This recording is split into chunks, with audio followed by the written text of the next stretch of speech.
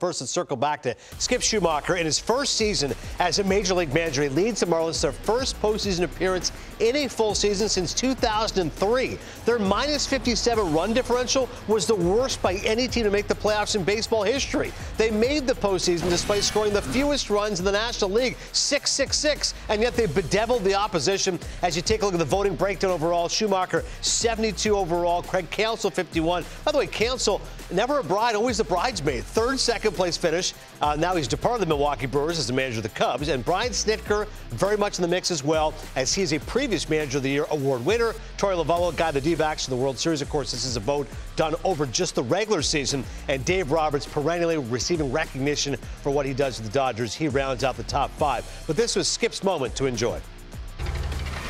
This is a staff award, and I'm just so grateful that Kim hired me and Bruce Sherman hired me early on and took a chance. And I just believe that the staff around me created this culture, and it had really good players that bought in early on, and Soler and Arias and Sandy. And I just feel like all these guys deserve this award, and it's not just me, but I'm super grateful to be next to those two great managers that were up for the award as well.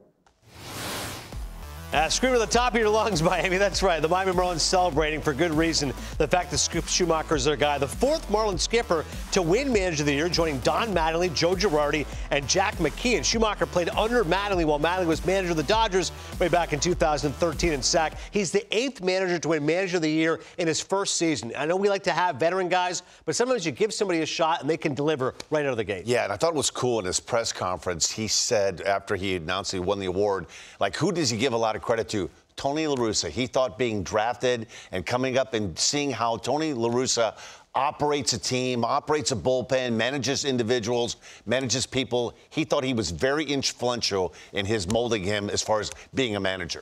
Yeah, you look at other first-year managers, Dusty Baker, Joe Girardi, Torey Lovullo, those guys in their first year. What do you think is the key, Mike, when a first-year manager comes in and already has success? Well, one thing that he mentioned in that speech was it's a team award, but it all starts from the top. Yeah. If your manager does not set a certain tone for the culture, then it's hard for the staff to set that tone to bring it down to the players. Because, you know, in a baseball organization, you have upper management, but then on the field personnel, there's guys with delegated roles. So if you don't, as the manager, you know, kind of expose that culture that you want to your pitching coach, he's the guy that filters it down to the pitchers. Your hitting coach, infield coach filters down to the position player. So he was very humble in his speech, but a lot of credit is deserved for Skip Schumaker, making a team that, quite honestly, there were a lot of question marks with the roster. You know, it looked like when the Marlins started, they were like, well, we have three second basemen playing three different positions, in Gene Segura, Luis Arias, Jazz Chisholm, and he kind of made it all work, battled through some injuries.